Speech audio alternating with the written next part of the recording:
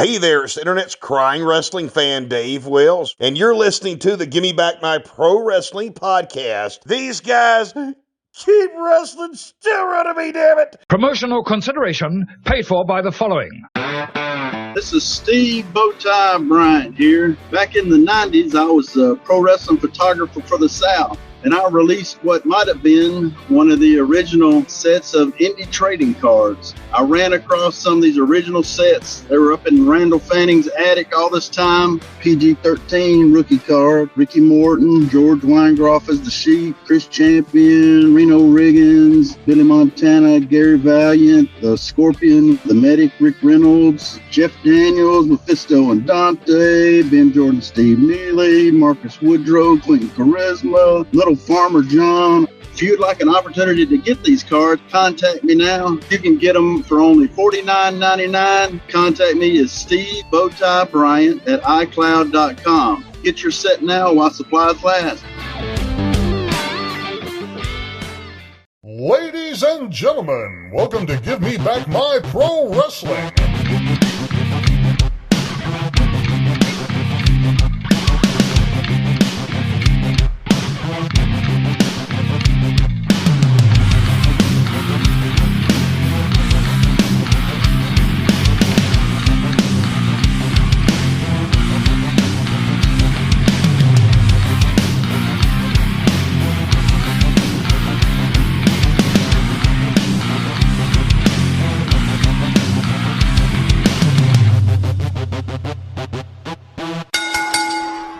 Ladies and gentlemen, welcome one more time to Give Me Back My Pro Wrestling, the podcast with two brothers who love pro wrestling. And as usual, I've got my homie from home, the Plastic Sheik, Jared Street. What's up, brother? How you doing today? Hey, brother. I'm good, man. I got this new laptop working. Last time I had to roll it on the phone, and it's just not as good coming from that, and you can really tell. So I'm glad to have this set up, back up, rolling, and you sounding like a pro. So that's it, man. I mean, hey, we had some issues with your last setup. It's not a big deal, but we have to go with it because if we have an interview set up, we just have to make it happen. I've had to do it myself. I'm not happy about it, but when it happens, it happens. But speaking of Shane Morton, man, I tell you what, I've never seen an episode, maybe Jamie Dundee on the Wolfie D show, but I have never seen an episode grow so fast and so quickly. So we're about 33 episodes in now. I think this episode today that we're doing, and we'll talk about that in a minute, is our 33rd episode. And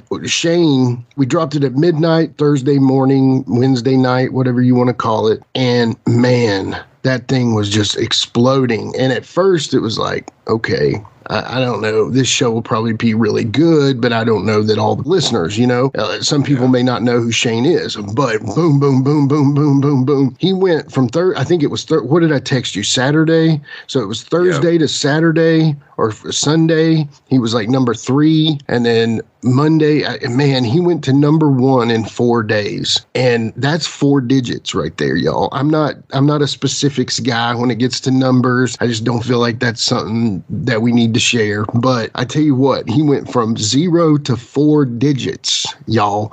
A number, a comma, and 3 more numbers. Yeah. Some people put a number and then a K at the end of it, if that tells you anything. So I am just blown away by that. I love it. I think it's amazing. My buddy, my old friend Shane Morton really showed out. Now, the Mortons could have all listened to it, and that would have been, that would have been enough, yeah.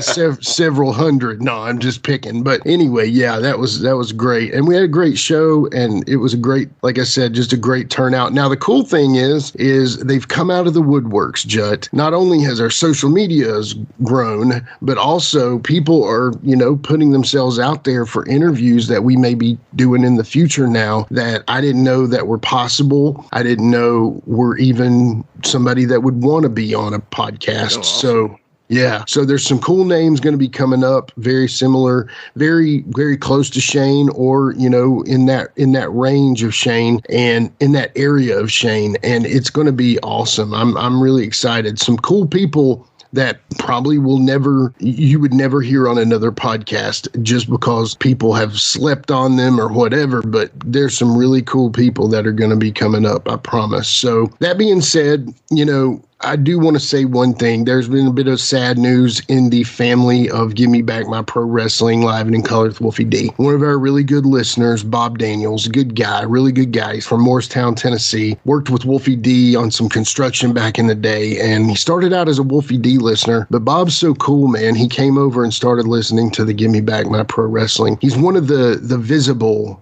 move overs. I know there's some out there because I'm not, I love you, Jut, and you love me, and we do this with all of our heart, but I know that we can't pull the numbers of somebody with the name of Wolfie D. But that being said, a lot of y'all came over from the Wolfie D show, so thank you so much first for that. But one of the most vocal and active is our buddy Bob, and Bob lost his wife Wendy last week, and I really hate to hear that, Bob. Our sincere condolences go out to you from the podcast that we do, and very, very sorry to hear about losing your wife, buddy. Her name's Wendy Daniels, and rest in peace, Wendy Daniels.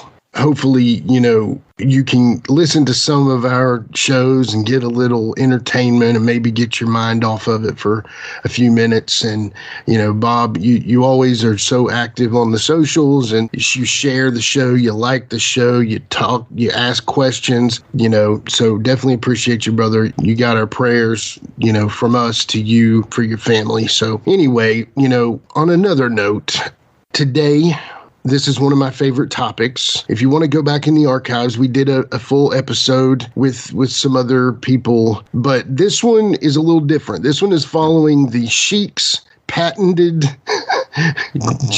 Give Me Back My Pro Wrestling Mount Rushmore system. And so what this is basically we are doing the Mount Rushmore of managers. So yeah, Jeff, what do you think about this? Yeah, man, when we were growing up, more so than now, you got to see managers. I mean, the LJN line, one of the first line of figures had managers with it. I mean, they had manager figures. So it was considered an important part of the business.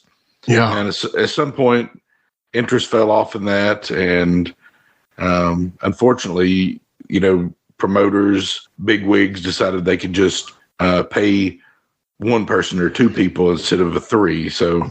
Right, or five, Or five, yeah. Yeah, LJN really put it out there, though, didn't they? They really did represent managers well. I mean, they had a luscious Johnny figure. I mean, not to knock Johnny Valiant. He had a great career in the Valiant Brothers, but somebody like him, I'm sorry, I just don't see it. Now, maybe the Pennsylvania area, maybe they care, maybe the Northeast cares more, and maybe somebody is listening to me cussing and turning this off right now, but somebody like him, they did represent with him. They had, talk about the ones they had in that line, Jared. I mean, they had Heenan, of course. They had Captain Lou, Freddie Blassie, Miss Elizabeth, Mr. Fuji, Slick. Yeah. Did I get them all? Seems like I'm missing one. I think that's it, but I may be missing one, so I apologize for that. It wasn't a planned spot to discuss the whole list, but yeah, I think that's the ones. Oh, Jimmy Hart. Yeah. How'd you forget Jimmy? Come on. I know. So, what was always surprising to me is they never had an LJN of Moolah. I wonder what the deal was that with. I wonder. Yeah, but wouldn't you have thought also they would have a Wendy Richter at that time too? Yeah, it's very true. They had a Miss Elizabeth, but they didn't have a Wendy. Now I know. Yeah, Miss Elizabeth is literally the only woman. Yeah. Wendy was the original screw job. You know that story, right? Right. Yeah. Yeah. They took the title from her, and yeah. So I don't know. She was wanting more money though, right? Right. She was wanting more money, and she was kind of becoming the female Hulk Hogan in a sense, Yeah. I don't, it's a big comparison, but you know what I'm saying? No. I mean, but they were trying to kind of make her in that aspect. And then she kind of got the popularity from, she was on the cartoon and everything like that. So. Yeah. So, it was an excellent line of figures and very well represented of managers. I think the Remcos had, Sheik Adnan, and other than that, I don't remember any other managers. Paul Ellering, my God. the one we actually had, I forget. So anyway, yeah. So you got to help me out here. But anyway, so I'm going to kind of Precious. Didn't they have Precious too? Yeah, absolutely. But with that being said, this is our episode for managers, the Mount Rushmore of managers. So I think what we're going to do, we're going to take a little break. We're going to play some messages. Now, I want y'all to listen closely to these messages because from now on, on these topic shows, I'm going to sneak in some interesting commercials. And I know y'all probably like to skip through them, and it's understandable if you've heard them a million times, but I don't think you want to skip through some of these. So I just think these are going to be entertaining and y'all are going to enjoy them. So stick around. We'll be right back with the start of the Mount Rushmore of managers after these messages. Now, the best place to get all of wrestling's latest news and views is the Captain Lou Albano Wrestling Celebrity Hotline at 1-900-909-4LOU. Johnny, shut up, Albano. Everybody knows all you got to do is pick up the phone and get the hotline results from the Captain Lou Albano, whether it's Starrcade or whether it's Survivor Series. That's all you got to do is pick up the horn, baby. It's the only place you can get the results of both events and hear from Captain Lou at the Captain Lou Hotline at 1-900-909-4LOU. $2 the first minute, 45 cents for each additional minute. Kids, get your parents' permission before you dial. What a rush. My name is Gary Hart, and when I get out of line, I always go to the chiropractic clinic of Dr. Kevin Witt, right here in Euless. But matter of fact, anyone throughout the mid-cities or the Dallas-Fort Worth area, if you're out of line, Dr. Kevin Witt can get you back in. He's your man. Hey guys, this is Wolfie D from PG-13. Check out my podcast, Live and in Color with Wolfie D, every Monday at noon. We're talking Memphis, we're talking ECW, WCW, WWF, everywhere that I've been. We even have some great guests, some Hall of Famers on the show with us. Every Monday, Live and in Color with Wolfie D. All right, we are back with Give Me Back My Pro Wrestling's official Mount Rushmore of managers. Now, Jared, managers are near and dear to my heart. I was actually a manager, got to do a little managing. I got to manage people like Dutch Mantell. I got to manage against Wolfie D. I got to manage the great Shane Morton. I got to manage against Chris Michaels. I got to manage against Hammerjack. I got to manage some great guys like Jeremiah Plunkett, Drew Haskins with the Untouchables. I got to manage so many great guys. Seven. I got to manage Ken Steele. I got to manage Spud Wade. So many awesome people. Loved having that time. It was a short time I had in the business, but I tell you what, I did it with all my absolute ability. One thing I hate is you never got to see me do it other than watching videos, Yeah. Geography gets in the way sometimes. Exactly. And timing and things like that and real lives. But I do wish that, it could have happened to where you could have seen me at least do it one time. But we'll get off that topic and get on this. I'm going to run down a quick list of just some of the great managers. Now, I'm going to omit the ones that are on my list. Some of these may be on your list, but I'm just going to quickly say some names and we'll go through this quickly here. So one of the guys I want to bring up, since of course I'm now good buddies with his son, George Weingroff, is one of the OGs, Mr. Gentleman Saul Weingroff. He was actually one of the original awesome managers from the 60s and just a cool guy, had a great look, would have made a lot of money had he been about a decade later. Really would have been somebody special. The Grand Wizard Ernie Roth. Now, this guy, for a Northeast kid, this guy is somebody that is legendary. We were a little late for him. He wasn't in the business around the time that we were starting to watch it. But before that, 70s, early 80s, Grand Wizard Ernie Roth was one of the top managers in the WWF. So then again, one of my favorite guys, and it kind of hurt me not to have this guy on here. Unfortunately, I kind of forget about him sometimes, is the awesome, classy Freddie Blassie, man. I mean, one of the OG heel managers, but also a great wrestler too. Yeah. Talked about filing his teeth and stuff. It's awesome. I love those old gimmicks, and he's just so cool. Kind of a, what did they call him? The Hollywood fashion plate or something to that effect. But anyway, something like that, yeah. Yeah. Then of course you had the devious Mr. Fuji, who was awesome and apparently a very stiff ribber. And of course you had the half heel, half baby face. He was in the movie Body Slam. He was the voice of Mario as Captain Lou Albano. Then of course you can't forget about Sheik Adnan Al-KC from up in the AWA, actually a childhood friend of Saddam Hussein, they say. What a crazy guy that is. Skandar Akbar is one of my favorite favorite managers. Unfortunately, didn't make the list, but Skandar is 100% probably my honorable mention. He's the guy they didn't chisel in the mountain for me, you know. Then there's Arnold Scollin, the guy that was kind of a babyface manager, you know, I mean, guy that really don't know a lot about from my era, but the previous era was awesome, you know, babyface manager. Then you have, of course, the sweet Miss Elizabeth. Can't ever forget about her. Honestly, she's the bar that all valets should try to live up to. She was so great. You know, her and Sherry Martel is my next name on here. And honestly, Sherry Martel is the anti-Miss Elizabeth. She's the bizarro Miss Elizabeth. Yeah. Sherry is also probably my honorable mention. I think Sherry Martel is so extremely underrated. Think about how we hated her. Think about how many, you know, we called her Scary Sherry. I mean, dude, that was so great. You know, she was so good. And of course, you had with her in a lot of cases, especially in WCW, you had Colonel Robert Parker, who was Robert Fuller from the Continental in Knoxville, you know, longtime wrestler turned manager, had a very big Parker, I've heard. But anyway, we'll the next one there. And then, of course, you had the beautiful Baby Doll, Miss Baby Doll. Maybe a future guest on Live and in Color with Wolfie D. We'll see. Kind of been back and forth on that. But she was awesome. She went back and forth between the Horseman and Dusty, and sometimes Dusty would save her. There was one promo where I'm pretty sure Dusty talked about making her a woman. We'll just glide over that. drop the action figures. Action figure.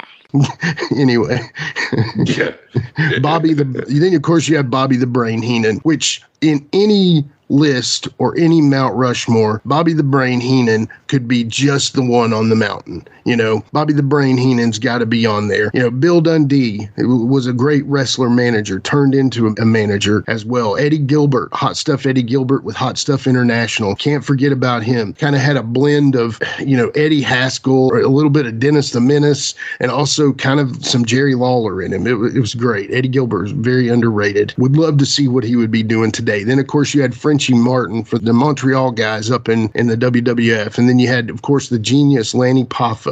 Now, this next guy, you know, is my buddy, and he's an upcoming guest on Live and in Color with Wolfie D. He's a friend of our friend Mayor McCall from the Wrestling Talk podcast, Mr. Downtown Bruno, a.k.a. Harvey Whippleman. I tell you what, I loved Bruno. I think Bruno is a great man. I have his number in my phone. What a cool guy. What a great guy to talk to. Has a million stories. Maybe a future guest of this show. But with that being said, I just feel like I was kind of a little older at the time. But had Bruno, had Harvey been in the WWF when we were kids, I have no doubt that he would have been a great and hugely hated manager for us. Oh, yeah. You know, but he kind of came in the 90s. You and I were getting a little bit older. We didn't live and die by wrestling as much at that point. But great manager and a great person. I can't wait for you to hear that interview, man. He goes off on a 10-minute rant against Eric Embry. That is the most hilarious thing you've ever heard in your life. You can't forget about Paul Jones' Army also. Paul Jones was a great babyface wrestler, loved by many in the Mid-Atlantic in the 70s. Honestly, I think he wasn't a great manager. He wasn't a great promo, but he had a great army. I mean, you had you had the Russians, you had the Barbarian, the Powers of Pain, Warlord, you had Baron, Von Raschke. I mean, you had so many good names, and they all hated the Boogie Woogie Man. I know that for a fact, you know?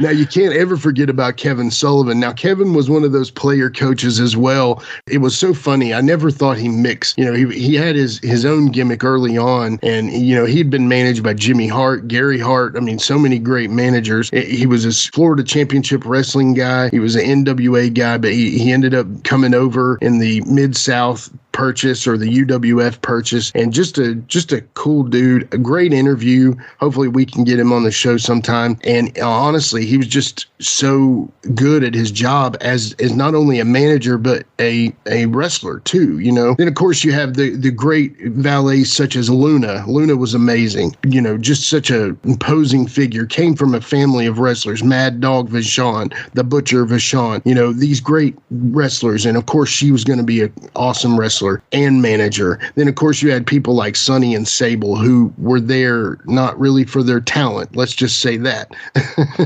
Or their talents maybe got them here. Who knows? But then, of course, you can never forget about the it's DDP. And DDP was honestly, to me, it was so impressive because he was the hope that everyone could do it. You know what I mean? He was the guy. Now, of course, he's like 6'8" or 6'6" or whatever, and he's got a great, cool look about him. But he also became a pro wrestler at 36 after being a great manager with the Bad Company and the Diamond, Diamond Stud. Yeah. What was it called? Was it the Diamond Exchange or what is it? Yeah, the Diamond Exchange. Thank you. And then, of course, you can't forget about somebody who I think DDP kind of reminded me of in a sense, Mr. Oliver Humperdinck. Humperdinck was another one of those guys that we didn't see a lot of, but whenever we saw him, he looked cool. He did the part, Another guy you can't forget about, Paul Bearer, of course, but I remember him first as Percy Pringle, So Percy Pringle, the Texas manager who, is just he wasn't Gary Hart to me. He wasn't Skandar Akbar,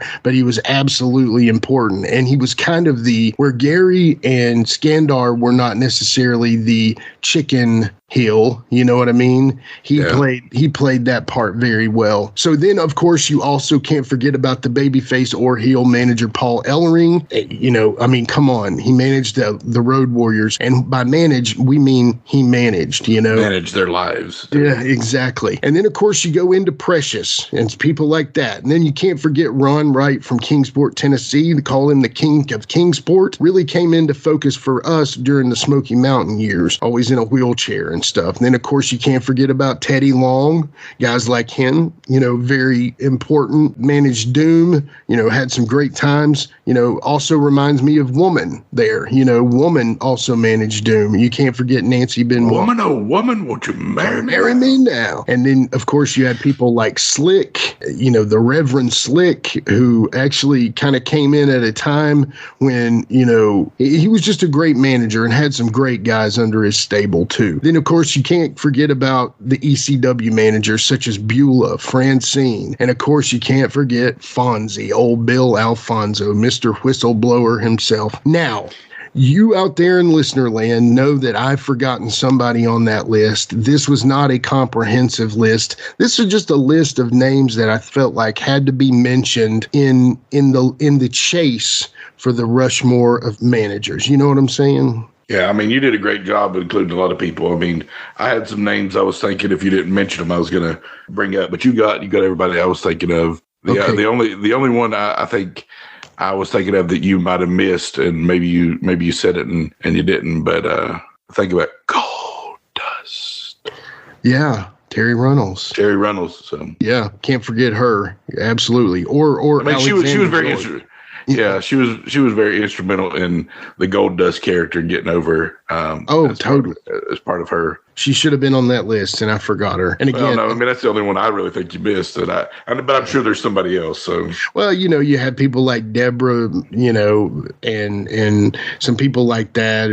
But at the same time, we could go into a million valets, and this list could, if you were wanting to add a valet to the list, you could. But I feel like valet is under the manager umbrella. I feel like to not call Miss Elizabeth a manager is wrong. I feel like to not call Luna, Sonny, and Sable a manager is wrong because you call them valets. Valet to me is like the chicks that walked out with Rick, or somebody like that. You're not looking, if they get involved in the match in some way, somehow, they're a manager to me, So, right. All right. So with that being said, and that list being covered, Sheik, why don't you go ahead and give us your very first person on the official Mount Rushmore of managers? So my first guy on the list is not known to have a lot of different wrestlers that wrestled under his umbrella. And he's really probably known for one specific tag team. It's Paul Ellering. Well. And Paul, with his Wall Street Journal twisted up in his hand, clutching that, was the epitome of a manager because he managed their bookings. He managed I'm sure he managed flights. hotels, whatever. He was their manager. Hawk and Animal thought of him as an equal to them. Yeah. And very much fought to get him paid like an equal to them as well. And can you imagine getting paid like an equal to the Road Warriors? Had to be pretty good at times. Mm-hmm. He did, have the Author of Pain in NXT there. And the biggest screw up they ever did was when they brought him to the main roster. They kicked him to the curb. And you know what? Fans, I think, responded and kicked them to the curb. Yeah. As far as enjoying their stuff. So I don't know that they were destined for greatness on the main roster of WWE anyway, but I don't think it did them any favors to have them crap on Paul Ellering basically on Raw. So, but Paul Ellering, he seemed as, maybe not as tough as the Road Warriors, but he seemed like the toughest manager probably that I can think of. You might come up with somebody and be like, oh yeah, that's true. But as far as a full-time manager who got in the ring occasionally, but he seemed like he could handle himself. And that's what you needed for the Road Warriors. You needed a manager that seemed like they could handle themselves.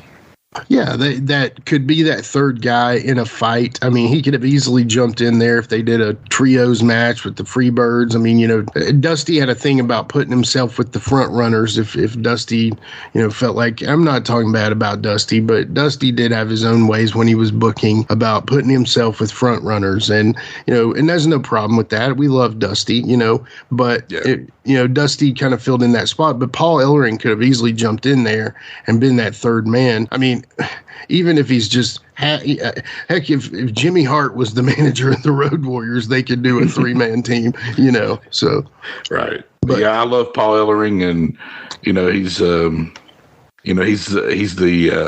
last of the Road Warriors, last of the Legion of Doom, and if you've not seen like Dark Side of the Ring about the last ride of the Road Warriors, but the eulogy that Paul Ellering had for Hawk's funeral.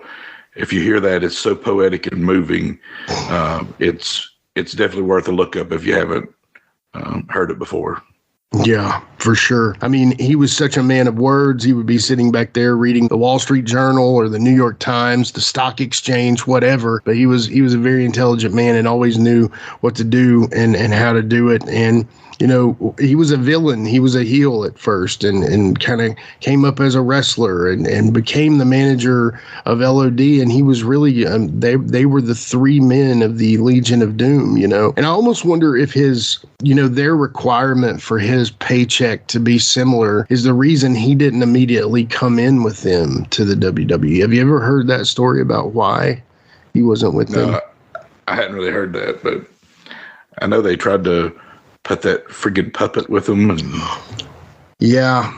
I don't even know what to say to that. That was so weird. I mean, yeah, what do you even say? I mean, yeah.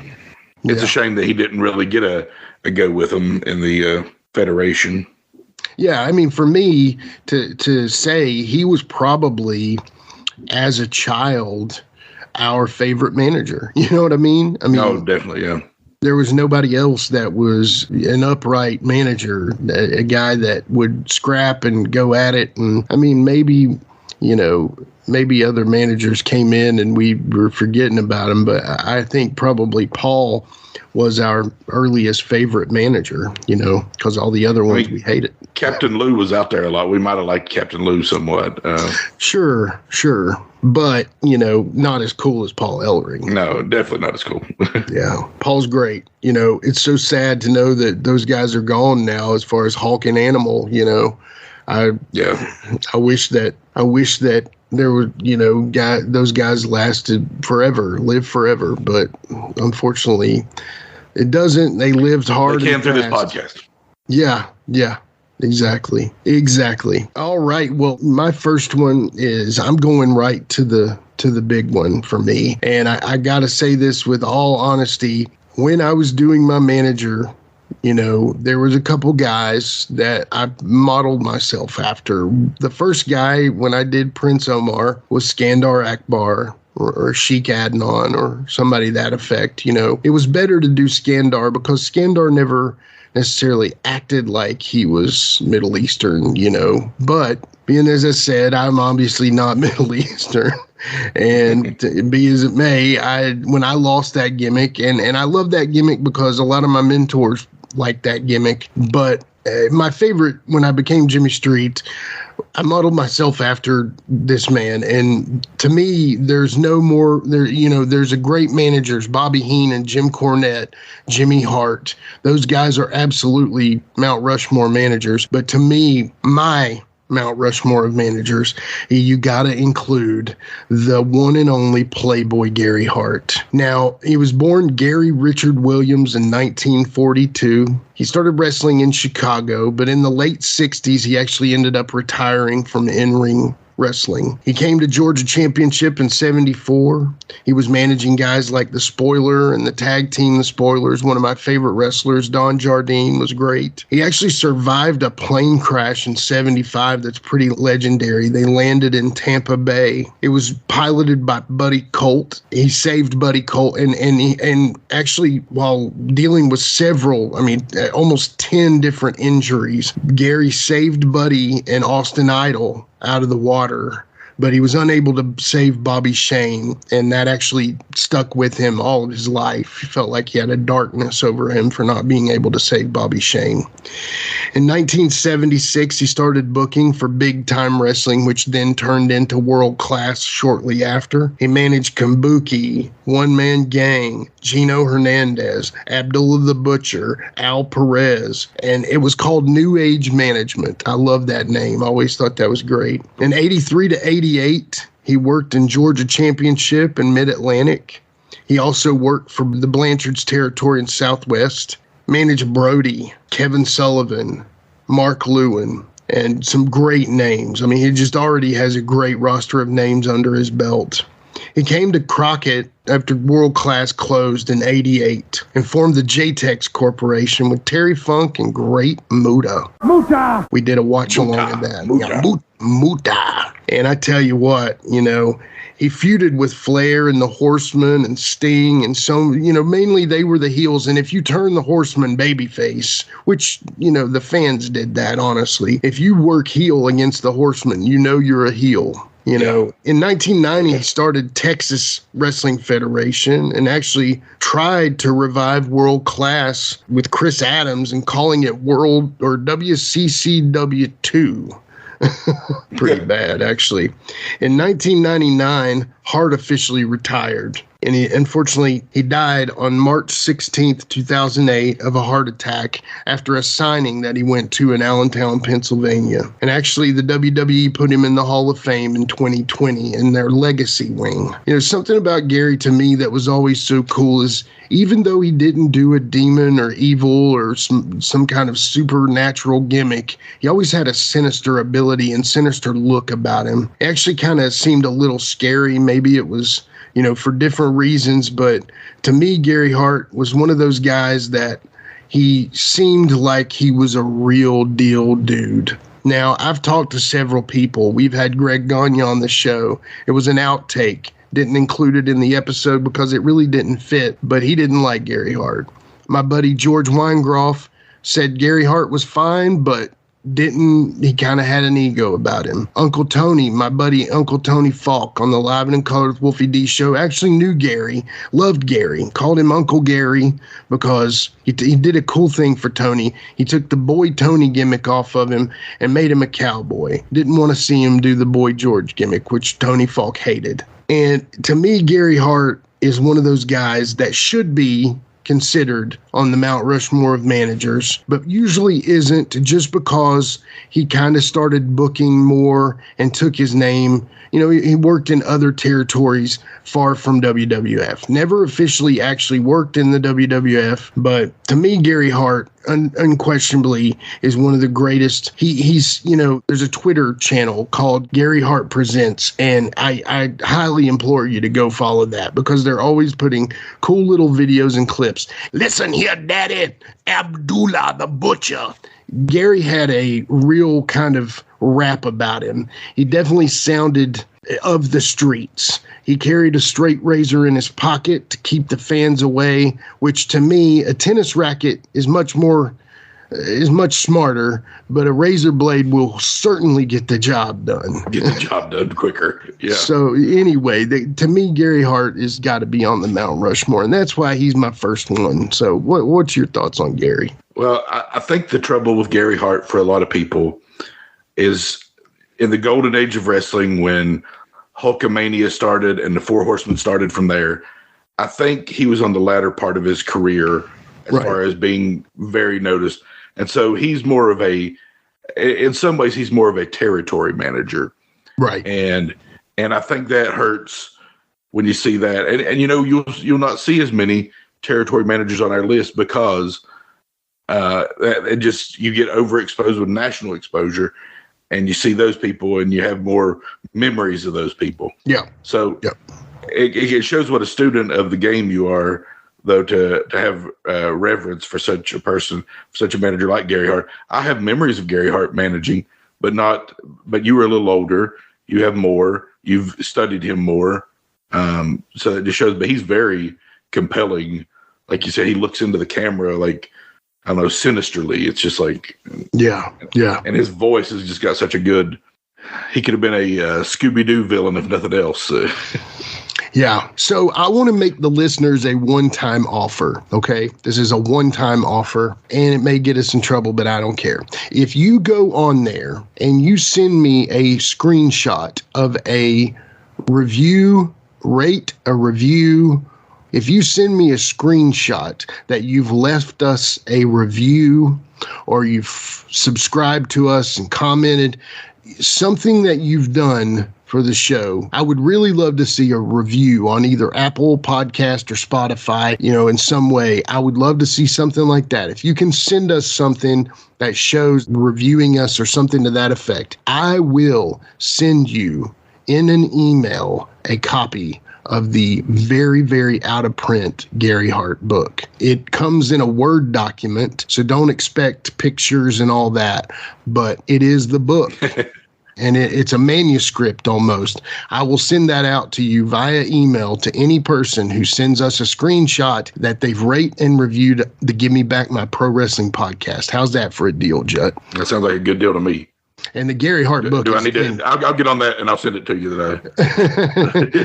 I got you taken care of. But I tell you what, that book is incredible, and it's very out of print and very expensive. The only person I've ever known to own one was Joe Cephas. Joe actually owned the real copy, and I saw it on his shelf, and he let Tony Falk borrow it. Tony was in the book, and they talked about Tony. And anyway, but yeah, I tell you what, somebody wants a copy of that. Now, again, it's not the hardcover gimmick. This is just literally a Word document that they've done the book on. It's basically like a manuscript almost, but it is the full book. If you do that, you show me you did a rate and review for us, whatever, do something positive for the show. I'm not asking for much. If you send me a screenshot of that through direct message on any of our socials, I will send you a copy of the book. I promise. Via email, not via mail. So anyway, that's my offer for the show, and that is my guy, Gary Hart. Jared, who's your next manager? So I'm probably going to catch some heat with my daughter for this one. But oh no. Paul Heyman. And Paul Heyman is the last true manager. Yeah. I mean, at least right now. I know those guys in AEW. I appreciate what they do. Arn, Jake, all of them, whoever else you want to get. But the last true manager, in my opinion, is Paul Heyman. Absolutely. Yeah. And I love his work back to the Dangerous Alliance. His work at ECW. He wasn't really a manager at ECW, but he kind of was the manager of ECW, if you want to say that. Yeah. He was the figurehead of ECW, the rebel, and everything like that. So the work he's done for Brock Lesnar, amazing. Brock doesn't need to speak because of him, or hadn't need to speak in several years because of him, basically. Right. And then to turn on Brock and go with the bloodline and everything he does with Reigns and the Usos and even Sami Zayn and Solo. It's just amazing. And he's so trusted by Vince, I think, and by WWE in that instance to help get those guys over. It's amazing work that he's done, and he's so good on the mic. He's so clever. One of my favorite clips of him is when R-Truth a few years ago came out to the ring and was like, I'm going to enter the Royal Rumble so I can throw Paul Heyman over the ropes. R-Truth makes Brock Lesnar laugh on TV. So I know. So when you break Brock Lesnar, you probably did something. Yeah, seriously. Yeah. But it's just so, but Paul just looks at him like, what are you talking about? Yeah. R-Truth is so underrated and so underused. I don't know what's going on with him right now, but it is sad. He's injured. I think he's injured right now. Gotcha. Okay. The first time I moved to Nashville, we're getting there. We've got the U-Haul, and I'm pulling up to a sit-go. It was right there near the road that we were living on in East Nashville, and we were all moving there, my band and everything, and we pull into the sit-go, and I park the car, and the guy, Justin, that was our buddy, he was driving the U-Haul behind us, and he's getting gas in that thing, and I'm going in the sit-go, and I'm walking in, and just as I'm walking in, when you walk into a door at the same time with somebody, it's kind of like you get well, R-Truth walks right by me with his t-shirt off. He's like 6'4", probably jacked to the gills, and I'm just like, holy crap, that's R-Truth. That's nuts. Yeah. I know this isn't about R-Truth, but that was a funny story. So Paul Heyman, to me, we're smart marks. We are. We're smart to the business. We know that it's fixed. We know that it's a deal. But at the same time, Paul Heyman, I hate him. I hate the little, like, yes, my tribal chief. Whenever they turn Roman baby again, whenever he becomes a baby face again, and I feel like when he becomes a baby face, he'll probably be a baby face for the rest of his career. But right now, he's got an excellent heel run, and I got to give at least 90% of that to Paul Heyman because, he's kind of got that tweener kind of vibe about him, but Paul Heyman makes him a complete heel, and I just can't say, yes, my tribal chief. Oh, yes, I love you, my tribal chief. What can I do for you, my tribal chief? He's so evil and so bought in, and the beauty of it is it ruled by fear or what? But he does the job well, and you're right, he is the last true manager, unfortunately. To me, it feels like he's always willing to switch sides to get the better deal. You know what I'm saying? Yeah, well, that makes his character. That says his character. Yeah. He would take the next best deal if it were going to keep him safe and get him money. You know what I'm saying? Right. And for a decade, it was Brock Lesnar, But you go back to the Paulie Dangerously guy. That guy was awesome too. And honestly, my favorite version of him was Paulie Dangerously. Again, he was kind of like Downtown Bruno, Harvey Whippleman, those guys. It was kind of as we were getting older, and it was a different era of WCW. Jim Cornette had quit. Paulie Dangerously's kind of doing his thing there. And anyway, long story short, what a great guy. What a great manager, I should say. I don't know about guy. I did have his home phone number for a long time, if you remember that. So on the old school caller ID. Yeah. How awesome of a faction was the Dangerous Alliance? Oh man. Think about the workers in that. Dude. It's Rick Rude, Bobby Eaton, Steve Austin, Arn Anderson. Oh my goodness. Larry Zbyszko. Zabisco. I forgot. Rivals the Horsemen at their very best. I mean, to me, the ultimate faction is always going to be the Horsemen. But the Dangerous Alliance, had it been a 5 or 6 years earlier, dude, I'm telling you, that's a tough faction to beat right there. Or had it been like in the Attitude Era, like 97 to 2000 of the WWF. I mean, holy crap. I mean, like. Wow. Yeah. That would have been different, right? Yeah, I mean, but just with Paul E. with him, oh man, I mean, yeah. But Paul Heyman, I hate him as a character, but I love the fact that he still has managers, and I know he's the advocate or whatever, but he's a manager. Yeah, exactly. He's a definite manager. And he's, if you were to say the ultimate Mount Rushmore and not just our opinions on who's the best, you probably definitely have to include him as an all-time, that's a no question right there. He's up there. If he's not on the 4, he's like plotting to get one of the 4 replaced by him. Yes, exactly. Yeah, that's it. Well, speaking of plotting and being on the Mount Rushmore of the true Mount Rushmore, this guy is the Southern Paul Heyman, or maybe Paul Heyman is the Northern Jim Cornette. And this guy is the GOAT.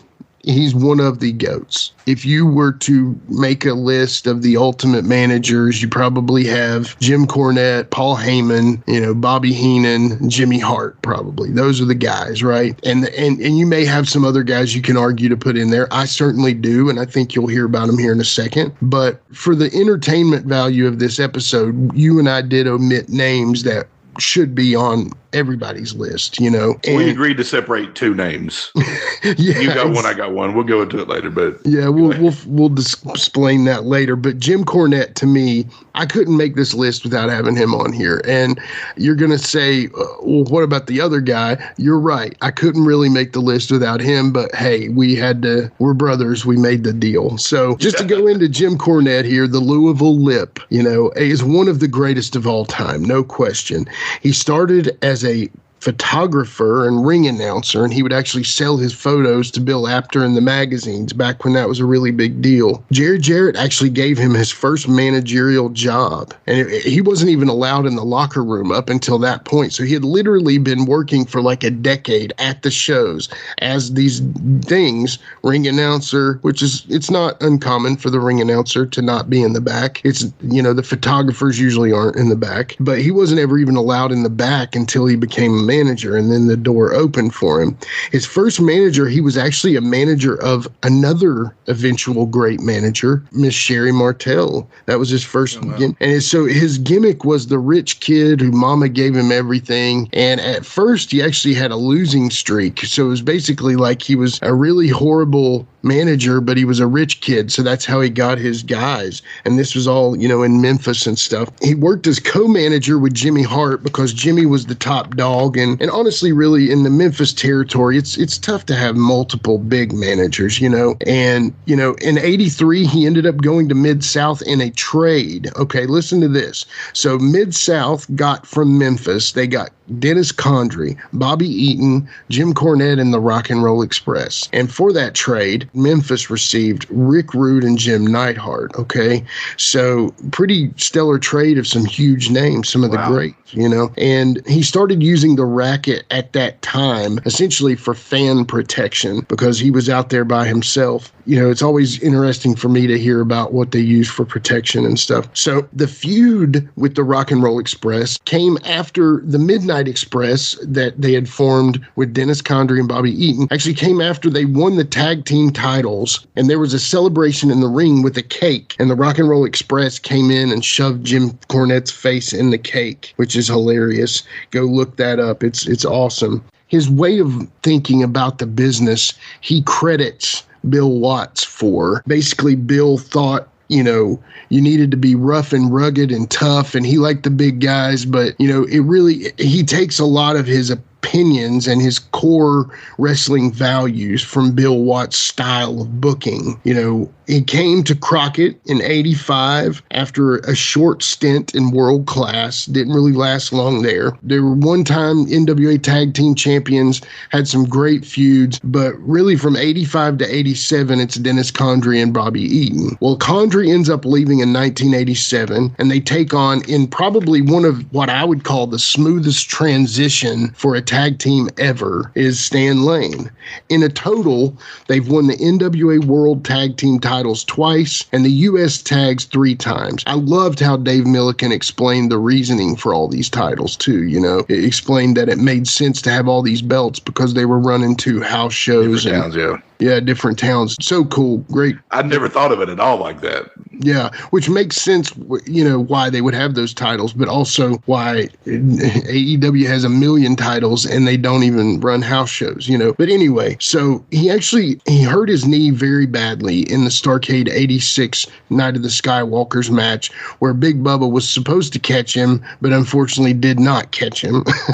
And you think if Big Bubba can't catch you, that's trouble, man. You're not, and essentially Paul Ellering had chased him up on the scaffold, and he decides that it's easier to jump and fall. It was really kind of a fall, but I love that match. I know it's bowling shoe ugly, as Jim Ross would say. It's not a great match, but I love that match, And so he started being color commentator in '89, and I think he was actually awesome at that job. He, of course, he can talk a mile a minute, and he was such a great interviewer, too. And a lot of times when the heels would be out there, Jim Cornette would be the mean gene for WCW as well. He actually quit WCW in 1990 because of Jim Herd, basically thinking lowballed him an offer or whatever. But it was right after Halloween Havoc 1990. He and Stan Lane both left. Eaton stuck around and actually got, probably given a little bit for his time for doing that. And then he ends up starting one of our,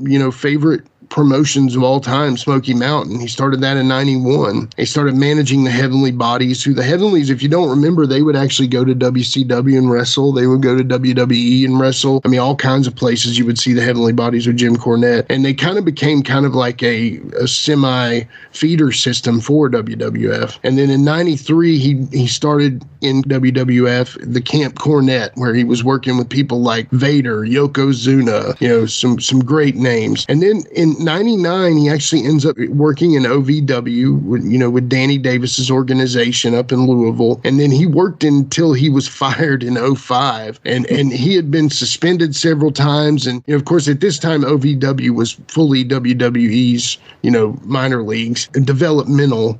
And he, slaps Santino Marella. I think Anthony Corelli was his name. And I think he slaps him for not selling enough. And I mean, it's just, that sounds like something Bill Watts would do, And he starts working in TNA in 2006 and actually led to his hatred of probably his current and all-time worst enemy in Vince Russo. He's still never probably going to make up with him. He worked in Ring of Honor in 2009. He worked in NWA. He worked in Major League Wrestling, MLW. To me, he's one of the most, one of the greatest managers of all time, but he also had times where he would do booking. He would be on the creative. He would do announcing, color commentating. Actually got himself in trouble for a joke about Ethiopians and chicken in NWA, and he was fired, in 1 year. He was fired from there. He's actually quite liberal, in his politics. So it's funny that he's not. Which is odd to me. Honestly, it's odd to me. It's funny that he's not very PC, Yeah. But where you think of liberal, mindset of being a little more PC. But the main thing about Jim Cornette now is he's probably, the greatest podcaster going in wrestling. I mean, you've got several out there that are on a high level. Chris Van Vliet, you've got, of course, the Conrad's ad-free shows, podcasting empire. But to me, a guy that kind of stands on his own and it probably is the number one man. I mean, he's consistently number one on the charts is Jim Cornette, and he's had a podcast forever, and he's such a natural fit for a podcast. And honestly, he's the GOAT of podcasting, I would say. Absolutely. So not only is he the GOAT of managing, he's probably the GOAT of podcasting as well. So, but anyway, yeah, Jim Cornette, man, how much did we hate him growing up? Oh my goodness. I mean, I despised him growing up. We were fans of rock and roll. So every time we saw him with the Midnights, it was immediate hatred. I mean, so yeah, he did his job. I mean, like, there were grown men and women probably wanted to fight him at every event they went to. And yeah, I mean, he literally would put a horseshoe in that tennis racket too, so don't mess with him. So yeah, but I mean, he did his job so great. And, obviously we had to separate some, so I couldn't have him on my list for that reason, but he is definitely top one or two managers of all time. No question. No question. I don't think anybody, and limited amount of people he managed. I mean, really just Midnights and the Heavenly Bodies is the main ones. I mean, there are other people, Yoko, right, Vader, stuff like that, and Vader. But honestly, his best works were with the tag teams, and it's amazing to see what he's done, and it'll be amazing to see if he outlives Vince Russo and lives up to the promise that he's going to piss on his grave. So he's going to action figure on his grave. Yeah, that's it. Action figure. Action figures. Anyway, well, I agree. If he lands, I'm sure he'll tell us about it on his podcast. Again, Jim is known by people that I'm close friends with, and I've heard he's just such a knowledgeable historian, especially of Louisville, but he knows so much about other wrestling too. So that's what makes him such a great podcaster. But anyway, that being said, for the first two on each of our lists, I say let's take a quick break here. And again, don't skip the messages. I promise you're going to want to listen to these. And we'll be right back with more from the official Give Me Back My Pro Wrestling Mount Rushmore of Managers. No matter where I am during the week, each Sunday morning at 11, I'll be right here with my guests. So join me for the Jerry Lawler Show, Sunday mornings at 11, here on TV5.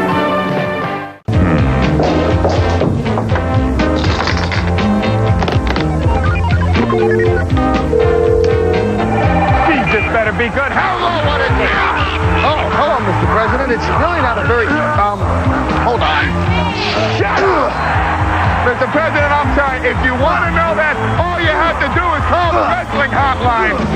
The Wrestling Hotline, now with all new programming. Mondays, Lance Russell travels America for those hard-to-get interviews. Tuesdays, find out what Joe Pedicino knows. Wednesdays, enter the Danger Zone with the unpredictable Paul E. Dangerously.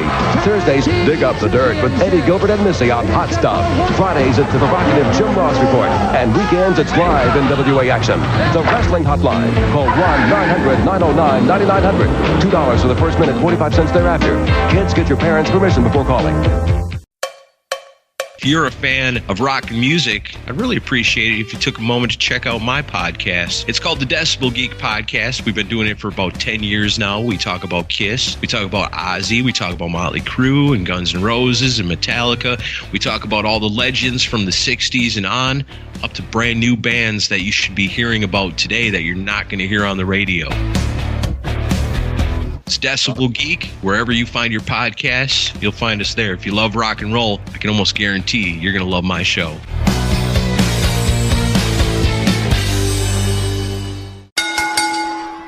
And we are back with more from the Mount Rushmore of Managers. And Plastic Sheik, you go first. Go ahead and give us your next one.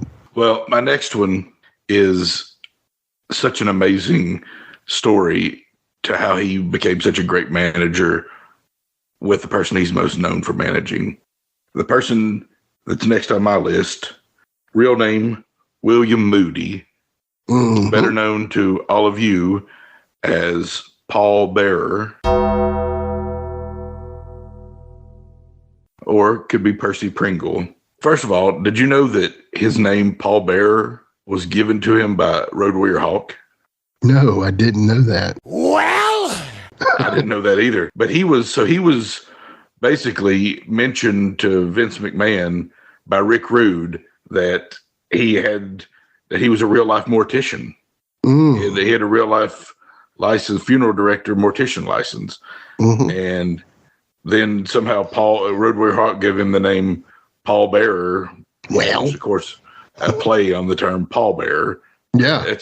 But just for the fact, I mean, like, when I first found out, and it's only like a few years ago, that he was a real life funeral director, mortician, and he was the manager of The Undertaker, I was like, my goodness. I was like, how funny things in life work that he was that. But, he started out as a photographer too. It was in, smaller promotions and everything like that. But he then became Percy Pringle in WCCW. And in Championship Wrestling in Florida. And he managed people like Rick Rude and others, but Rick Rude, I think was it Gucci Rick Rude or something like that. So before he was Ravishing, he was Gucci. And, but he was good as Percy Pringle. I don't, unfortunately, have as much memory of him. I mean, I remember seeing him as Percy Pringle. Sometimes we just didn't watch WCCW do you remember? Yeah, do you remember when Paul Bearer kind of stopped dyeing his hair black, stopped putting the makeup on his face, and he became Kane's manager more? Yeah, I feel like he kind of morphed both of them into one at that time. I feel like Percy came out a little more, and Paul Bearer kind of took about 50%. Anyway, I feel like he was a little half and half there. He did that head shake with his hair that would move. It was amazing. He was so good. Anyway, go ahead. Sorry. Yeah, I mean, he, of course, was perfect as the manager of The Undertaker. That creepy, like, oh, my Undertaker. Yeah. I mean, I mean, no matter how talented the rest of the managers on the list were, I don't know how many of them could have pulled that off and been convincing as that. He was creepy to see him be like, oh my goodness, this guy's creeping me out. Because people don't want to think about death anyway. And then for somebody kind of throwing it in your face to think about death, it's like, oh. But then the storyline where he switches and brings in Kane and has Mankind against, I mean, it's so good. I mean, that storyline is bonkers that it worked. I know. The whole thing from just The Undertaker, which I know he wasn't the Undertaker's original manager. That was Bruce Pritchard, a.k.a. Brother Love. Right. But he was quickly brought in as The Undertaker's manager. Right. And it's just to think that gimmick got over. And then not only that gimmick got over, that gimmick got over another character in Kane, and it essentially got over Mankind too. I mean, right. So it got over three huge superstars in that all-time greats. All-time greats. I mean, give me Undertaker, Kane, and Mick Foley / Mankind, and you might can have the field, and I'm still going to do pretty good against you. I mean, yeah, seriously. I mean, that's some big dudes that can, really take you on there. It's just so great that the work he did with that. It's why he's on my list. Well, to me, he'll always be Percy Pringle. But again, Paul Bearer, just, again, one of those gimmicks that really, he didn't even have to live the gimmick. He already was the gimmick. And, absolutely one of the all-time greats. Cannot question that. If you were to move one guy off of Mount Rushmore and put him on there, I don't know how people could argue with it. He was a territory manager early on, and I do feel like that limited him. But then when he came up there, it was beautiful. The Undertaker actually got Kane because he went down to Smoky Mountain and wrestled him as Unabomb. And, then he said, well, we got to bring Kane up as soon as you can. And then he goes, the Dr. Isaac Yankem or whatever. But Paul Bearer, I tell you, he was so smart and so good on the microphone. And even though he was sometimes doing that affected voice that he was, oh, Undertaker, that everybody thinks they have the best imitation of. But, to me, I've heard he's a great guy too. I've heard he's really funny and just a great guy to be around, but also just, my buddy Ken one time told me he met him at a convention, and they were going to the elevators together, and he was getting on the elevator, and he said, hey, Mr. Pringle, I think is what he called him, or hey, Paul, or Percy, how you doing? He was like, buddy, I'm doing good, but I gotta take a Oh, that's funny. But taken from us way too early too. 58 years old. Absolutely. When he died. Yeah. I mean, he would still just be 68. I mean, if he was alive today, that's not old. That's not old at all. Yeah. Yeah. And it's just sad that these guys don't last as long, and makes you want to take better care of yourself and try to live a little longer yourself, because think of the guys that we've lost that are so massively important. To me, when you think about, would The Undertaker have gotten over as much without Paul Bearer? Possibly. But did Paul Bearer help him get over? Absolutely. was his mouthpiece when at a point when it wouldn't have made sense for him to really talk, rest in peace, Undertaker. I can't do an imitation of Undertaker, but anyway, he was so good and just greatly missed, and a definite deserved Hall of Famer, and definite deserved to be on the Mount Rushmore of managers. Absolutely. Go ahead with your number 3, brother. Well, my next one is also one of the all-time greats. You cannot have a somewhat Mount Rushmore without including him, and he possibly was the luckiest manager as well, because he got to manage the Four Horsemen, the most powerful name in professional wrestling. James J. Dillon. He's born in 1942. And he came in the ring at the age of 29. He was in wrestling. Actually started out in the early 70s as a referee, but he soon transitioned into a wrestler and then eventually a manager, winning many championships and managing a variety of wrestlers. He made his Madison Square Garden debut in April of '84 when he challenged Tito Santana for the WWF Intercontinental title. If you didn't know about that, that's interesting. He actually ended up losing by pinfall after the flying burrito from Santana. He's most remembered in pro wrestling probably as a manager, though. He guided so many wrestlers to singles and tag team titles, especially in the NWA. He really started out, to me, I remember him managing Tully Blanchard first. And really, in the early part of the Four Horsemen, he would only come to the ring with Tully Blanchard. And it's cool because I've actually done that before in my managing time. You have a faction, but you really go out with just one guy. He kind of singles out the storyline a little bit, He achieved his greatest success, though, as the manager of the Four Horsemen, which at that time had consisted of people like, Arn Anderson, Ole Anderson, Lex Luger, Barry Windham, Tully Blanchard. Who am I forgetting? The Nature Boy. Woo! Ric Flair. And so he managed him for a long time, but ended up leaving WCW in '89. And then he ended up serving as the front office executive for WWF until 1997. And then in April of '97, he actually returned to WCW in a very important on-air commissioner role. Honestly, he was the voice of the good guys. He was the foil to the NWO. He made the NWO face Sting. He made Hogan face Sting. It was so important that he was there as that on-air commissioner role to kind of keep things in check. And honestly, I loved seeing him there at that time. He did a really good job as that. And he actually kept that job until 1998, and then he would return again in '99 before his final departure. In 2003, actually, Dillon even had a short stint as an NWA representative for TNA.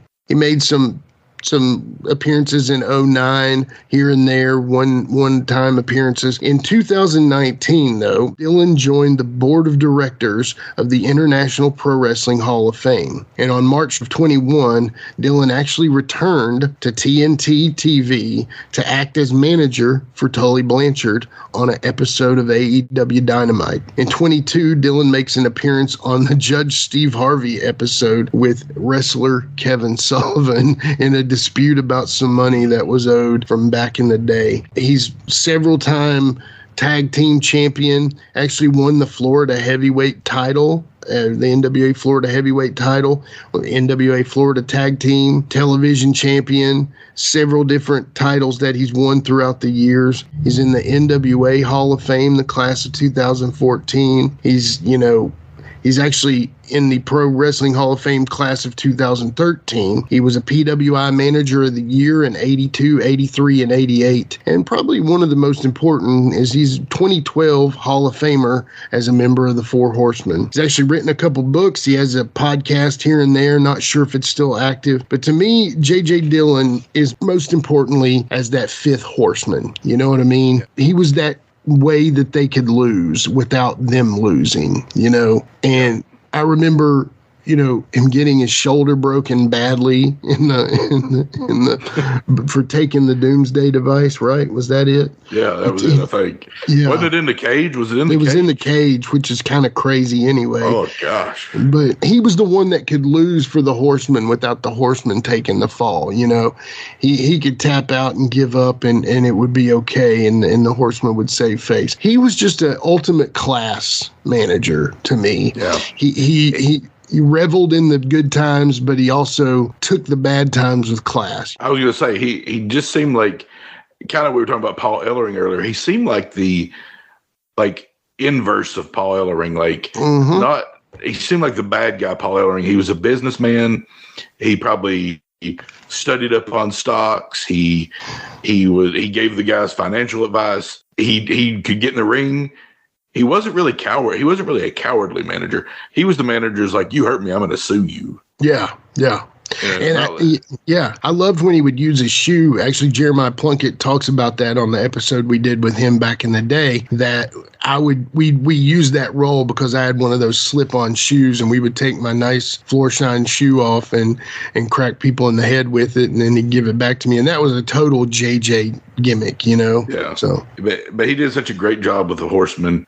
He seemed like their CEO, I guess, basically. Yeah. Like that. Yeah, like he was the suit of the company, of the team. And, in a team of great suits, by the way. But one thing I liked about JJ, too, was he also managed Buddy Landell, which was going to end up a weird situation that he was going to manage Buddy against Ric Flair in the Battle of the Nature Boys. But unfortunately, Buddy had some demons, and they caught up with him, and he didn't end up happening. Or when it did, it wasn't as big. But J.J. Dillon, man, he was a great manager, and to me is an underrated manager. A lot of people don't put him on their lists, but to me, he's one of those guys that really, almost like an Oliver Humperdinck, a guy that doesn't get thought of enough. But to me, JJ's got to be on there. And we were going over our lists, and we were like, this guy. Okay, you take that guy. Just, and again, we're doing this so we talk about different people. We don't want to do repeats. I mean, obviously, we could have had three. We could have had three for three, basically. 3 for 3, easily, no question. And we decided to kind of take, here's you take this guy, I take this guy. It's like we're playing with action figures, right? Back in the day. Action figure. And speaking of action figures, I have a pretty sweet Build-A-Fig J.J. Dillon in my hand right now. That's awesome. How old is it? Came with like a WCW set of Mattel. Like there was a Sting, Booker T, Flair, everything like that, and you had to buy all of them to get the parts for JJ. So that's awesome. Yeah. It fits right in with our conversation, doesn't it? And it was unplanned, too. It was totally unplanned. I like that. Yeah, JJ, some people have said that he was, I think somebody joked about his podcast that it was, great to fall asleep to and stuff like that. But, JJ is a very detail-oriented man and has some great stories, and to me is no doubt, one of the greatest of all time, for sure. So. Okay. Unfortunately for me, though, I think podcasts are not something I want to sit and lay in bed and listen to either, because people talking gets repetitive over time. No matter how exciting the story is, it can be easy to fall asleep to. Yeah, for sure. You're right. That's a good point. Anyway, well, what's your next one, brother? So my next one, I saved the best for last. I've got the number one guy here, born Raymond Lewis Heenan, November 1st, 1944, none other than Bobby the Brain Heenan. Oh, yeah. And if I was if somebody asked me on the street who my favorite manager of all time is, it would be Bobby the Brain Heenan. He was a natural performer in all aspects of the wrestling industry. You about can't tell me something he wasn't, if you can think of something he wasn't good at in the wrestling industry, let me know, because we'll need to see it. We'll need to see him do it to be the judge of that. Yeah. He started in 1965 as in Indianapolis promotion WWA as a Pretty Boy Bobby Heenan. Mm-hmm. He had his first match against Calvin Prince Pullins. And here's what's wild to me. As good as I think he is in the ring, but he never had any training, and I guess he got just on the fly training, or he just picked up on by watching people. He could handle the physical so well. I mean, probably the best manager of all time to handle the physical as a manager. Mm-hmm. I mean, he got into the AWA, and he's kind of big, with Nick Bockwinkel. But before that, he was credited with like making Black Jack Lanza like one of the biggest villains in the country. Yeah, for sure. And I mean, he's just so awesome as a heel manager. With Nick Bockwinkel, that's a team. Heenan and Bockwinkel and he had Ray Stevens as the tag team with Bockwinkel there. Yeah, and he was, a lot of people then remember his stuff with Heenan family, Andre and King Kong Bundy. He had Rick Rude, Big John Studd. He had, Paul Orndorff, Kim Patera. I mean, it's ridiculous. The Brainbusters, Haku, King Harley Race. I mean, Mr. Perfect. Mm-hmm.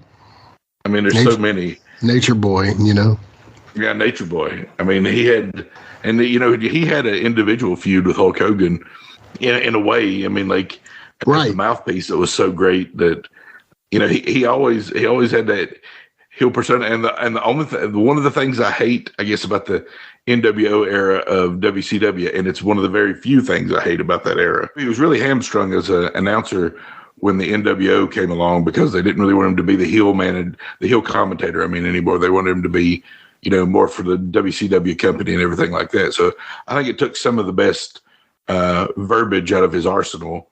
Right. And, how I love his moments with Gorilla and everything like that, all their great comedic duo. Will you stop? Mm-hmm. He has one of our, one of my all-time favorite lines when Hogan was coming out as a surprise at Bash at the Beach 96, and everybody's going crazy, and he's like, yeah, but whose side are you on? I know. Hulkamania! Hulk Hogan is here! Hulk Hogan's here! Hulk Hogan is in the building! You're damn right he is! Go get him, Hulkster! Yeah, but whose side is he on? What are you talking about? Whose side is he on? What are you talking about? Yes, sir! Get him, Hogan! Go get him, baby! Come on and get some of this now. Who's bad now, boys? Hulk Hogan arrived. Hulk. What is he doing? Oh, my God. Is he the third man? He's the third man. What the hell is going on here? Hulk Hogan has betrayed WCW. He is the third man. Look at this picture. Oh, my God. What the hell is going on? Oh, my God. Are you kidding me? Probably the lowest shot ever given to professional wrestling. That man did right there, Hulk Hogan. Let's get everybody out of the dressing room right now and kick his rear end. Unbelievable, brother. You just sold your soul to the devil. These years? Huh? What have I been saying all these years? Oh my God. A career of a lifetime. It's right down the drain, kid. I hope you love it. Can you see just sold your soul to the devil. See those little Hulksters with the tears rolling down their face right now? We are not going to even acknowledge that 3 count. Now what happens to us? What happens now to WCW? There was no 3 count. I never thought I would say that he's yellow, but he may be wearing red, but he's wearing red and yellow. What do we do now? What a load. I'll tell you what. This is a unbelievable situation right here at Bash at the Beach. Hulkamania, the third guy with the outsiders, betrayed WCW. Can't talk. I told you so. Enjoy it, my friend. You got to look yourself in the mirror. There you go. That's right. I never thought I'd see people throwing debris at Hulk Hogan. It's just like, what are you talking about, Bobby? It's obviously he's on our side. What are you talking about? He's not with the NWO. Right. The baby faces are just like, are you crazy? What are you talking about? That's Dusty Rhodes like, oh, what are you talking about? Now, there was some magic when he and Dusty were on the commentating at the same time. There was some magic there for sure. Oh, absolutely. Because you had Tony as the straight man, but then you would have Dusty and Bobby. If you think about it, there's some real magic there. I'm sure that if you were to just go through and listen to some excellent stuff, So yeah, absolutely. Yeah, Bobby to me is guy. I feel bad that he's not on my list, but we'll kind of go ahead and let everybody know. We to do these Mount Rushmores correctly, we want to do different people, like I said before. But you said, okay, you pick Bobby or Jim, or maybe I gave you that option, and then we've got a future Mount Rushmore that we're going to do, and you were like, okay, you pick one of these two. So it's like there's some guys that have to be on your list. So don't take offense that he's not on my Mount Rushmore. It's solely for the purposes of entertainment that he's not. I would certainly have him on my Mount Rushmore. Who I would take off, I don't know. That would be an uncomfortable conversation. But Bobby Heenan is on anybody's Mount Rushmore. And if he's not, you're wrong, So I'm sorry. Love you, mean it. Yeah, if Heenan and Cornette aren't on your Mount Rushmore, you're doing something wrong. Yeah, and again, Heyman's an argument, Jimmy Hart's an argument. There's so many names on there. One thing that I agree with you totally, Bobby was excellent at bumping. Bobby was so good at working. I would almost say that he's one of the greatest workers of all time, being that he could work the people so well. And again, he was great in the ring. He had very good talents in the ring. I mean, even up until the point that he worked the Warrior in the Weasel costume. You know what I mean? It was kind of a repeat match that he had done in AWA, but he did that match with Ultimate Warrior, which, probably scared him to death, because at that point, he's getting older. And he's like, oh my God, they're putting me in with a maniac, you know what I mean? I'll say this, anybody who is coming up today and wants to be a manager, I would say this list that we're giving you right now is something that you would want to seriously look at. You always want to be yourself, You definitely want to get your own thing and be your own person. But if there's anybody that you can take and watch and really watch film, especially if you're a wrestler turning into a manager, there's nobody better than Bobby Heenan as far as that goes, because first of all, good luck. They're not really booking managers these days. But other thing is good luck of trying to be as smart and as talented as Bobby Heenan, because he's one in a million.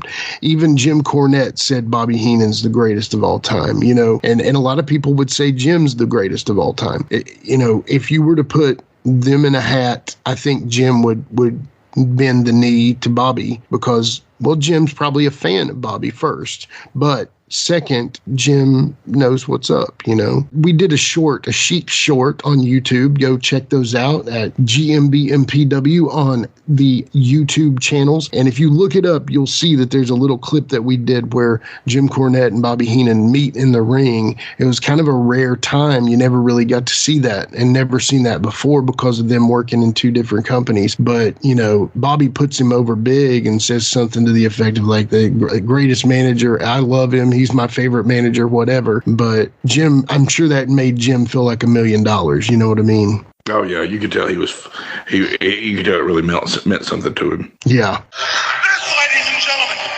this is the greatest manager in the history of the sport of wrestling. Yes, I couldn't even surpass what this man has done. Jim Cornette, what are you doing here in the WWF? First of all, Bobby, I want to say something. I'm the greatest manager in wrestling only because that you're no longer managing.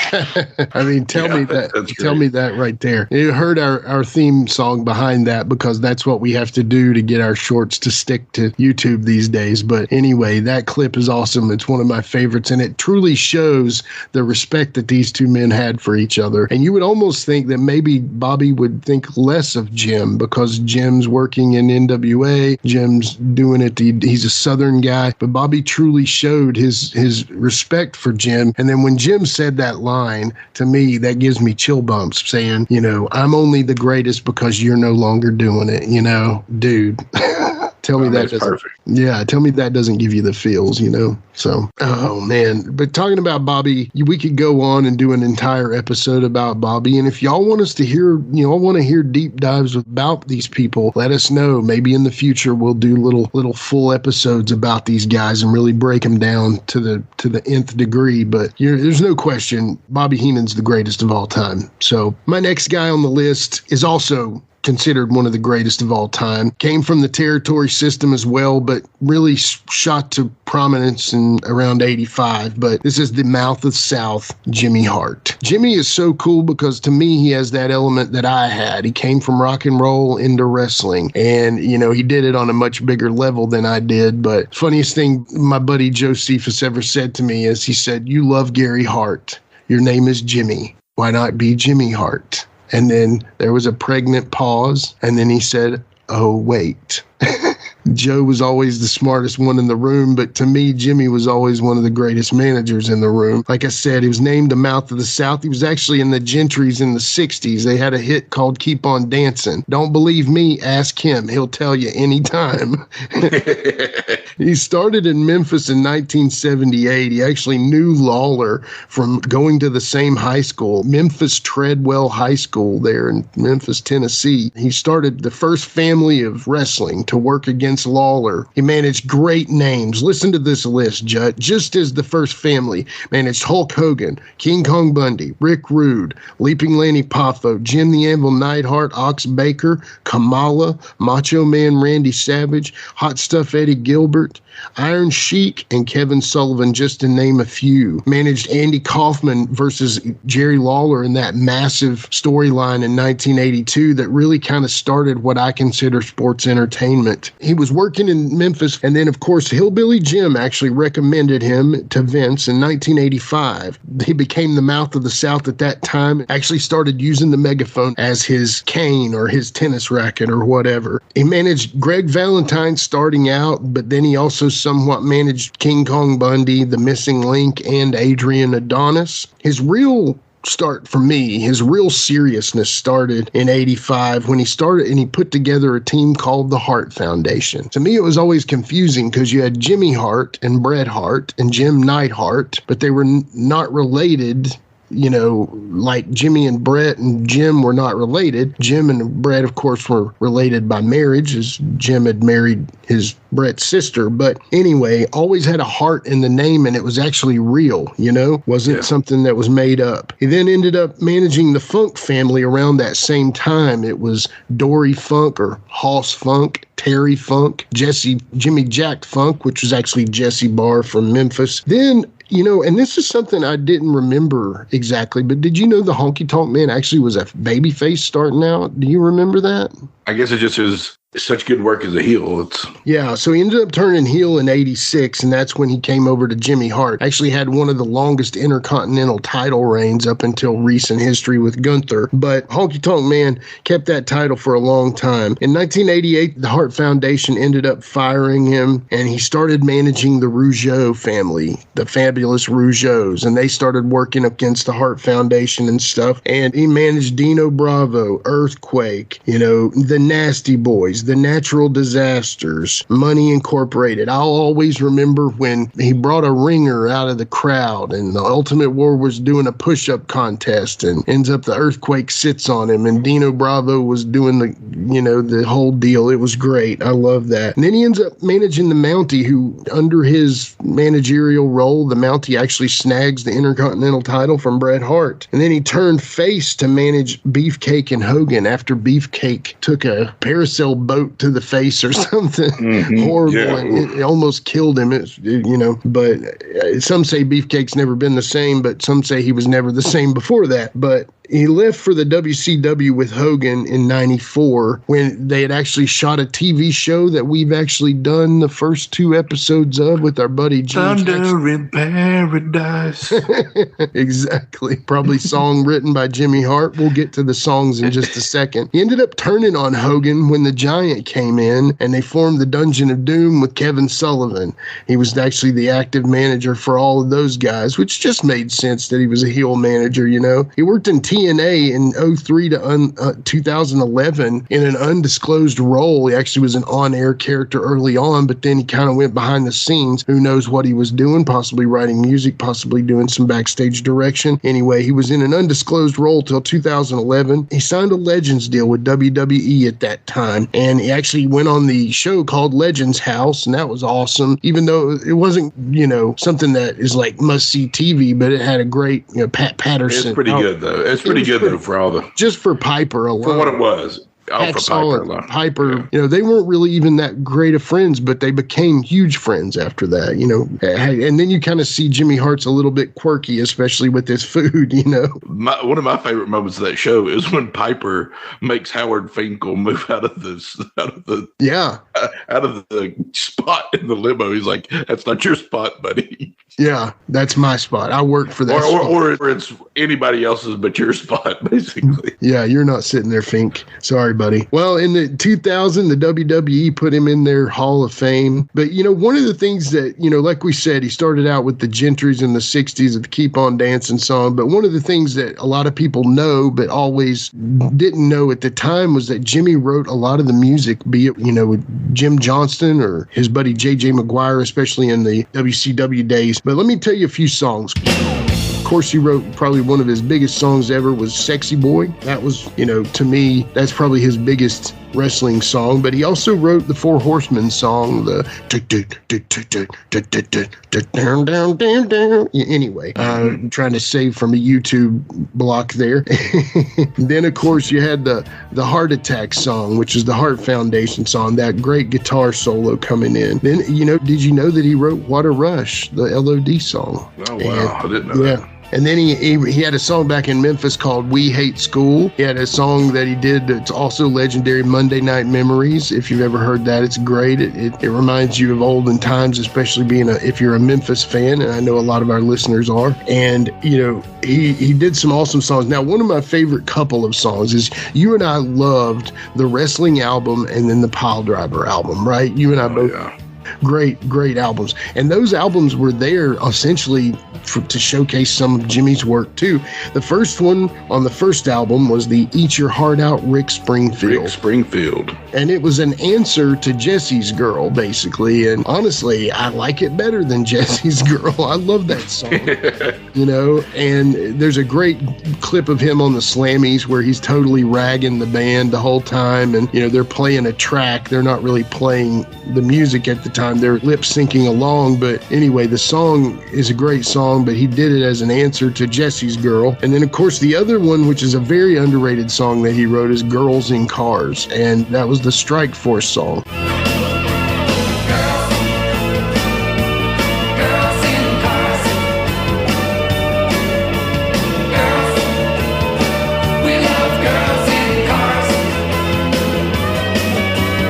Weirdest song for a tag team because, we love girls in cars, and, anyway, he didn't sing that one, but I feel like he had a strong role in writing that one. And then he was really known for writing all the great songs in WCW, especially like Man Calls Sting, and then the Steinerized or whatever, and then the Hulk Hogan American Made, and he wrote all those songs. But long story short on that, Jimmy Hart is just such a lasting legacy as far as his role in the industry of wrestling. And, to me, he's got to be on the Mount Rushmore. Even if you put him very last, he's got to be on the Mount Rushmore because he has a lasting legacy that he can be a heel manager and a babyface, which a lot of these guys on this list, they really can't do that double duty. You know what I mean? Jimmy could. Oh, yeah. Yeah, he's a talent, and he's the mouth of the South. He was just as good he had the same character, basically, whether he was the heel or the babyface manager, it felt like. Can you do an imitation of him? Hey, Hulkster, baby. Hey, man. Hey, Hulkster, how you doing, baby? We're going to go out there and get him. Yeah, Hulkster. Yeah. It's like a Mickey Mouse kind of thing. That's not very good. Yeah, baby. I mean, almost. That's why. Yeah. Love you, baby. Oh, yeah. Come to the Hulk Hogan's Tiki Bar. Sing some karaoke. Him and Macho Man might be the two top people to always be in character ever.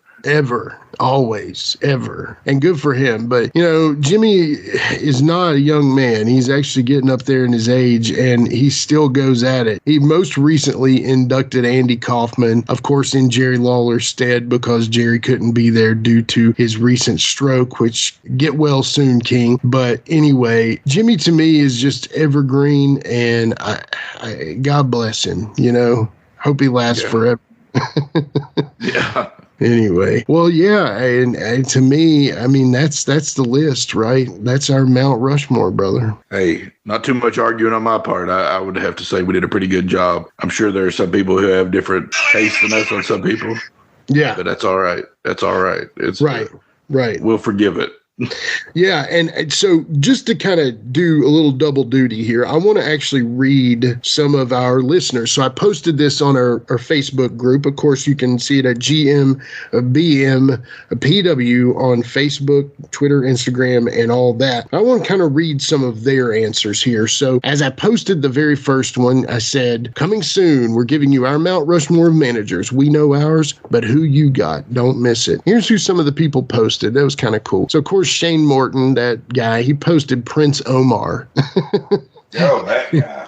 He said he was one of the best. So that was really cool of Shane to post something, and especially that one. Then we had a listener, Travis Smithson, who said the Brain and Paul Heyman have to make the list. I think that's pretty true there, as you know. Jason Pruitt, my old buddy Prune, he gave us one. He said Cornette, Paul Bearer, Jimmy Hart, Kevin Sullivan, Bobby Heenan. He's putting them on there. And then he gave an honorable mention of James Rock Street. I don't know, man. That's pretty people high. cut you over. I know, it's pretty high compliment there. Then Keenan Brown, listener Keenan Brown, he's a great guy. Always chat with him in Messenger and stuff. He's always sending me funny stuff. He put Bobby Heenan, Jim Cornette, Jimmy Hart, Sherry Martell, Paul Heyman, pretty much no question there. Then our buddy Rick Reynolds, who's Forsaken, we heard Shane Morton talk about him on there. He put Chris Danger there, good manager in the local scene. Of course, our buddy Jeff Daniels, he's got the always excellent, one of my favorite managers, Skandar Akbar. And then, of course, he puts his own manager, Dominique, on there, who in the Nashville and the scene, whenever she was with him, she was awesome. Jeff, thank you for posting that. And then on our Instagram, which is again at GMBMPW, great listener and friend of the show, strongman storytelling, Mr. Tim Fox. He's actually one of those guys that comes to churches and rips like telephone books in half. He's that legit. He's no weakling. He bends steel bars and all kinds of fun stuff. He posted his manager choices on there, which were Jim Cornette, Bobby the Brain, Paul Heyman, and Jimmy Hart. So our listeners agree with us here, and it's awesome to see that, we didn't miss the list too far, at least in their opinion as well. I tell you what, we're going to take a quick break here and we'll be right back to wrap up the official Mount Rushmore of pro wrestling managers. It was the 7th of December. Wrestling stars were in the sky. All America was watching. Expectations were high. On Dusty Rhodes, on Ric Flair, the Midnight Express 2, Barry Windham, Animal, and the Fantastics. Boo! Clash of the Champions 4, Seasons Beatings, live at 8:05 p.m. Eastern on Superstation TBS Wednesday. Seasons Beatings to all, and to all, a good fight.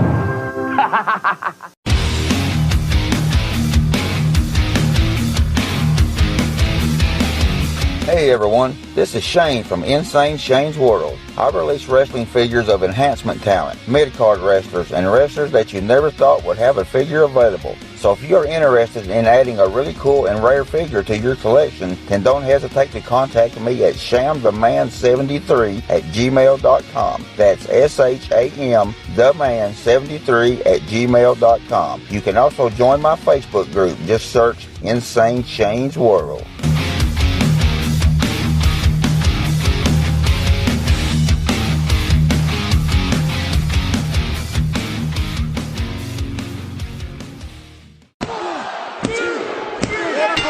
I tell you, Sheik, when we're talking managers, I'm a talkative man. So this episode's been a little bit longer than expected, but honestly, what a great time we've had, especially talking about the managers of pro wrestling. But I just want to, thank you. We did this together, so I appreciate you coming up with a great list and us having a great time. If y'all like these Mount Rushmore episodes, let us know, right? Yeah, let us know. And by all means, it's not over. Time's not over to go on Facebook or Instagram or whatever and list your favorite managers. Tell us who you like. I mean, We're sure we miss people, and we're sure there are other people who have different opinions than us, but we like to hear them all. So let us know.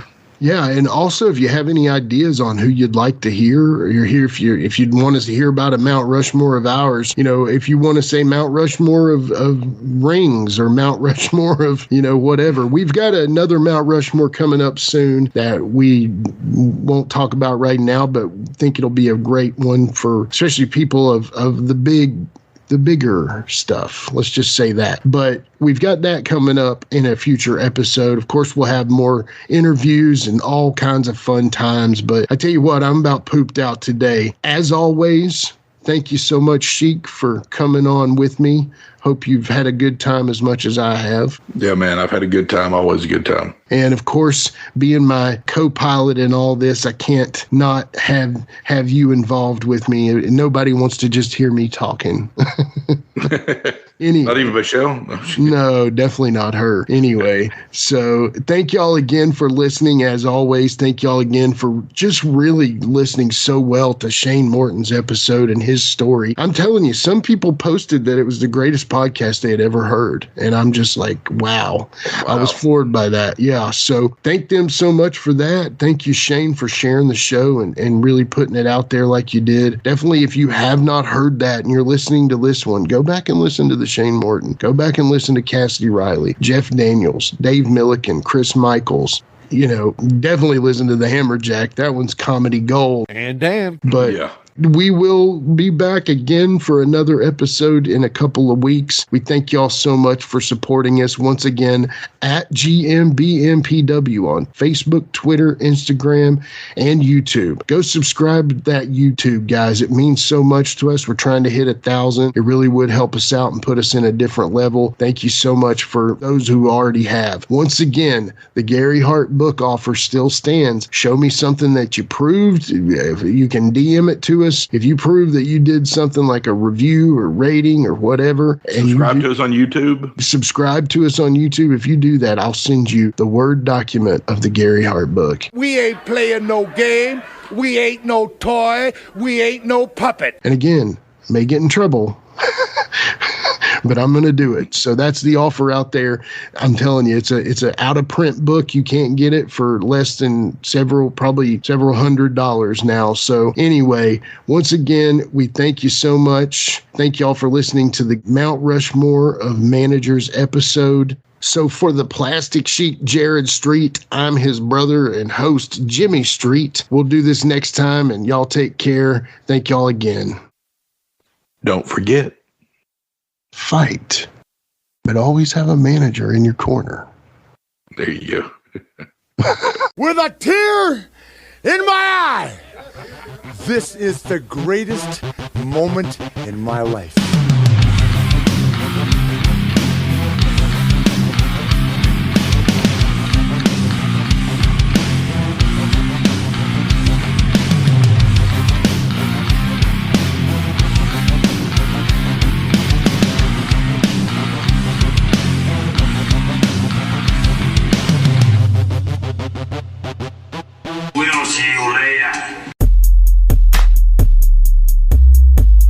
This has been a James Rock Street production.